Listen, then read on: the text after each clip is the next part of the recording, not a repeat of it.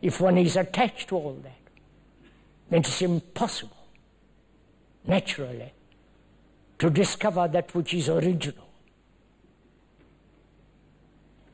You understand the problem? That is, if my mind, my brain is conditioned by the Hindu superstition, beliefs, dogmas, idolatry, with all the ancient tradition, my mind then is anchored to that. Therefore it cannot move. It's not free. Therefore, one must be freed completely from all that being a Hindu. Right? Similarly, one must be free totally from all the inventions of thought as the rituals, dogmas, beliefs, symbols, the saviors and so on of Christianity. That may be rather difficult, that's coming nearer home. Or, if you go to Ceylon or the Tibetan, North, Buddhism, with all their idolatry, as the idolatry of Christianity,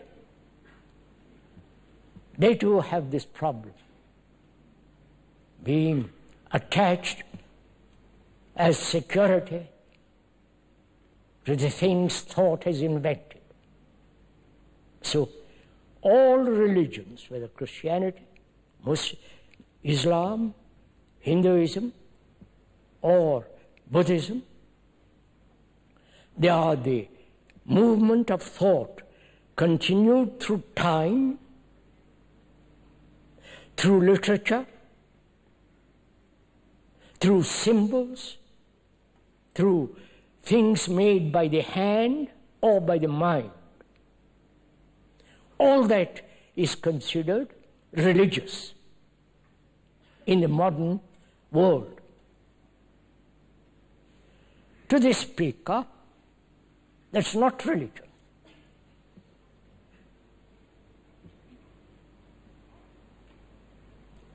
To the speaker, it's a form of illusion, comforting, satisfying, romantic, sentimental, but not actual. Because religion must affect life, the way we live. That is the significance of life. Because then only when there is order, as we talked about yesterday, in our life, order is something that is totally disassociated with a disorder. We live in disorder. That is in conflict, contradiction, say one thing, do another, think one thing, and act another way. That is contradiction. Where there is contradiction, which is division, there must be disorder. And a religious mind is completely without disorder. That is the foundation of religious life. Not all the nonsense that's going on with the gurus, with their idiocies. You know, that's the most extraordinary thing.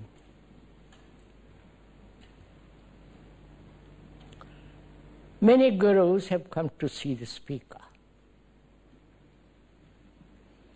Many of them. Because they think I attack the gurus. They want to persuade me not to attack, They say what you are saying and what you are living is the absolute truth, but not for us. Because we must help those people who are not fully advanced as you are. You see the game they play instead? So, one wonders why the Western world, or some of the Western people, go to India, follow these gurus, get initiated, whatever that may mean, put on different robes, and think they're terribly religious. But strip them of their robes, stop them, inquire into their life. They're just like you and me. So the idea of going somewhere to find enlightenment, changing your name to some Sanskrit name, seems to strangely absurd and romantic without any reality. But thousands are doing it. Probably it's a form of amusement. Without much meaning. The speaker is not attacking. Please, let's understand, we are not attacking anything, we're just observing. Observing the absurdity of the human mind. How easily we are doubt, how easily we are caught. We are so gullible. So, a religious mind is a very factual mind. It deals with facts. That is, what is facts being, what is actually happening with the world outside and the world inside. The world outside is the expression of what is the world of inside. There is no division between the outer and the inner. That's too long to go into. So, a religious life is a life of order, diligence, dealing with what is actually happening within oneself, without any illusion, so that one leads an orderly, righteous life. When that is established unshakably, then we can begin to inquire what is meditation.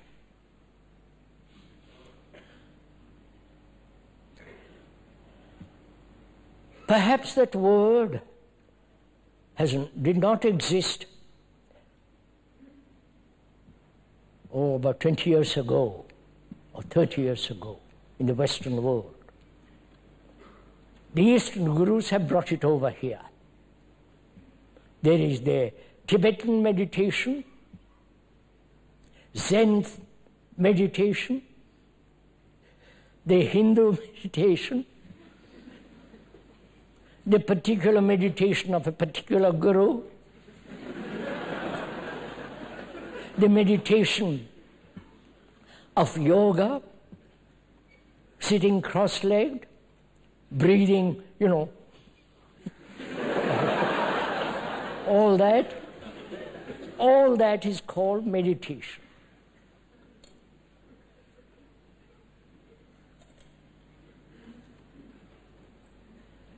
We are not denigrating the people who do all this. We are just pointing out how absurd meditation has become. The Christian world believe in contemplation.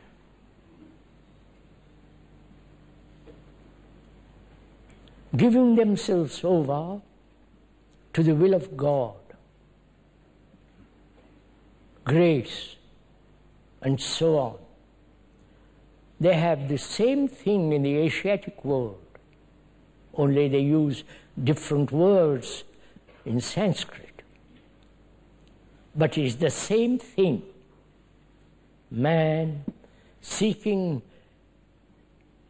some kind of everlasting security, happiness, peace, not finding it on earth, hoping it exists somewhere or other. The desperate search for something imperishable. This has been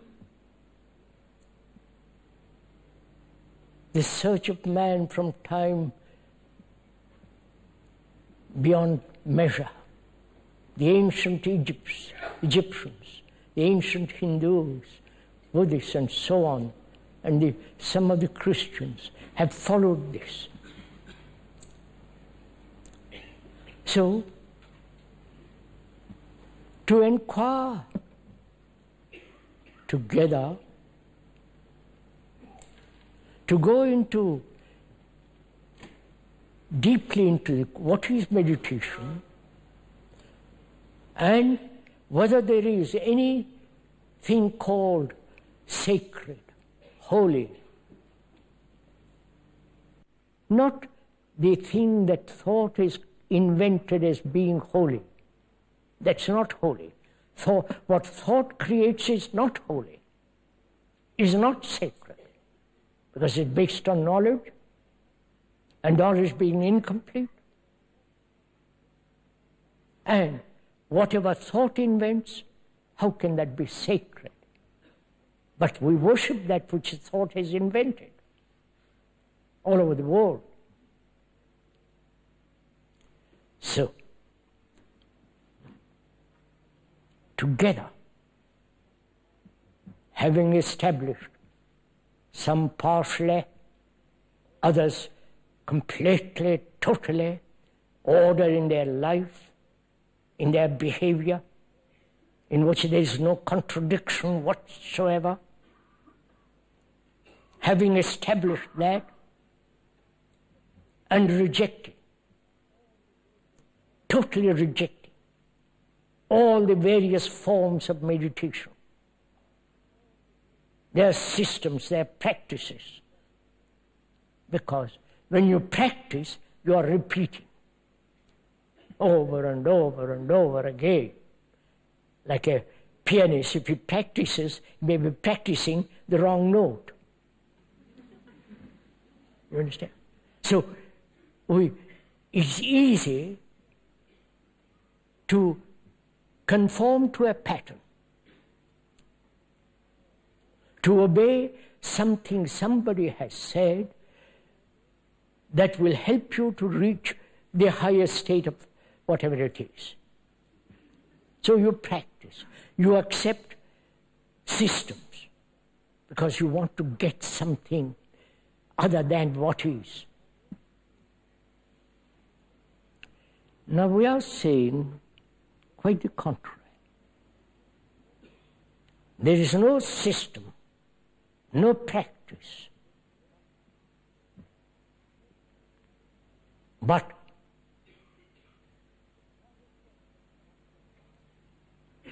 the clarity of perception of a mind that is free, which has no direction, no choice, but free to observe. Most meditations have this problem, which is controlling thought.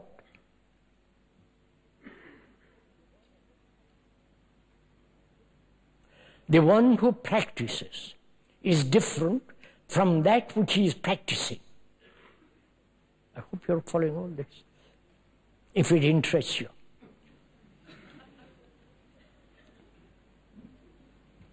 So most meditation, whether the Zen, the Hindu, the Buddhist, the Christian, or the latest guru, is to control your thought.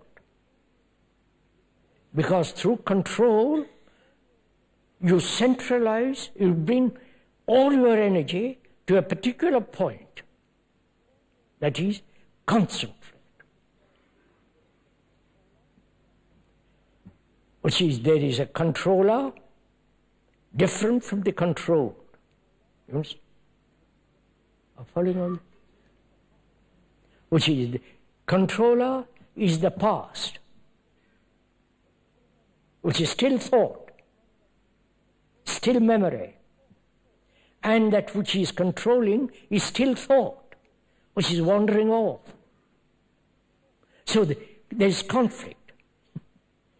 Thought, you are sitting quietly, and thought goes off. You want to concentrate, like a schoolboy looking out of the window, and the teacher says, don't look out of the window, concentrate on your book. And we do the same thing. So one has to learn the fact the controller is the controlled. Is that clear?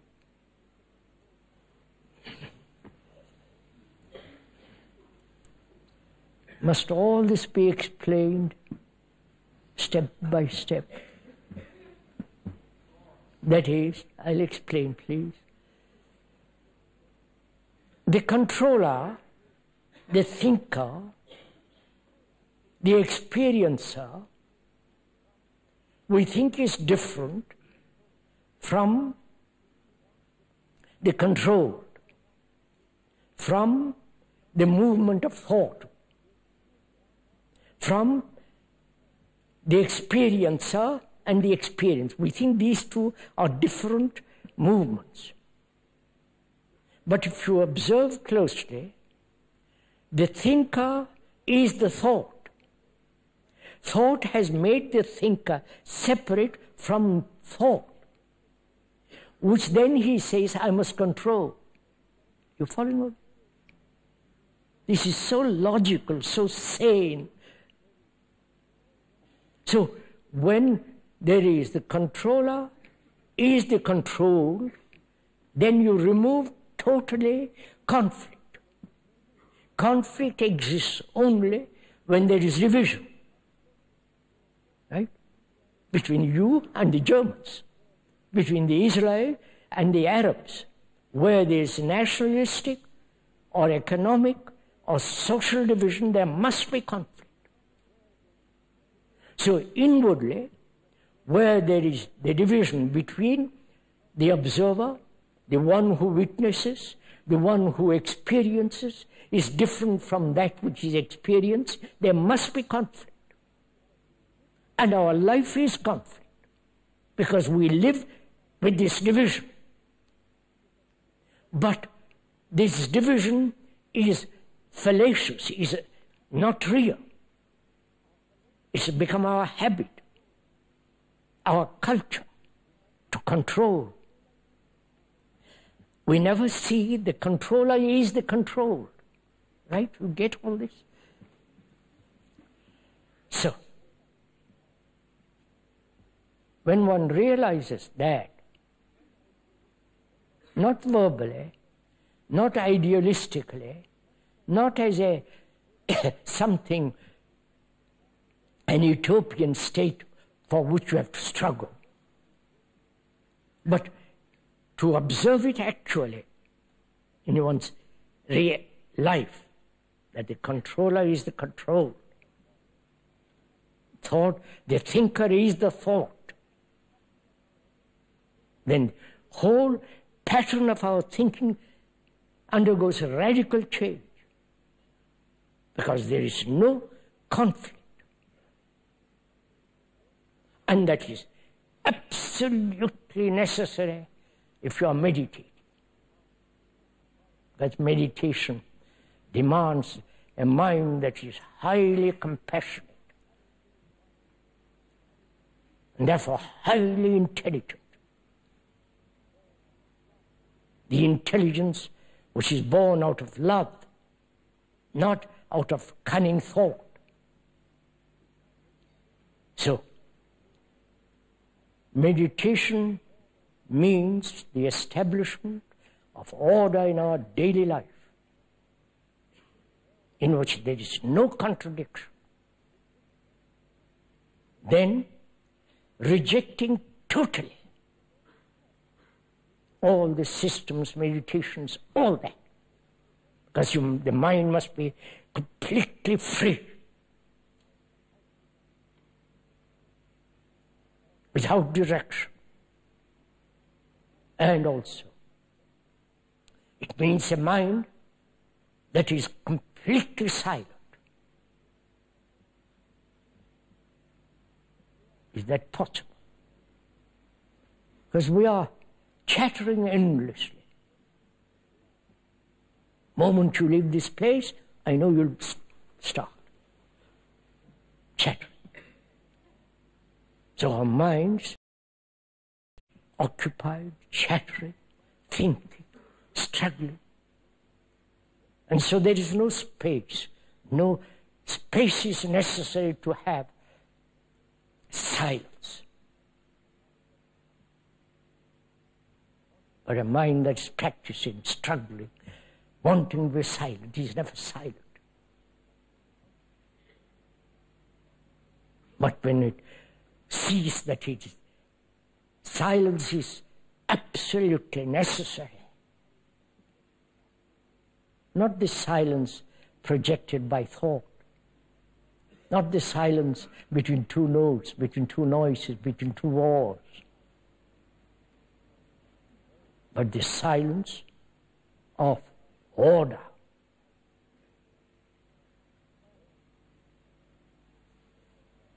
And when there's that absolute silence,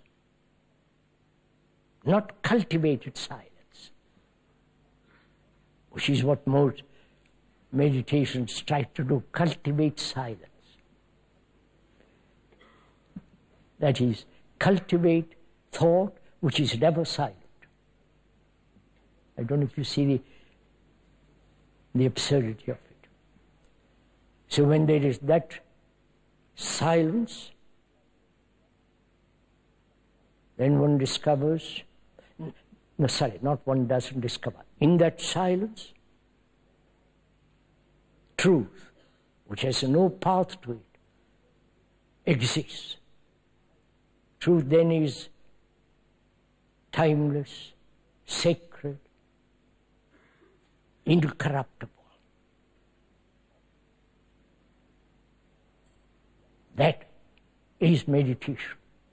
That is a religious mind.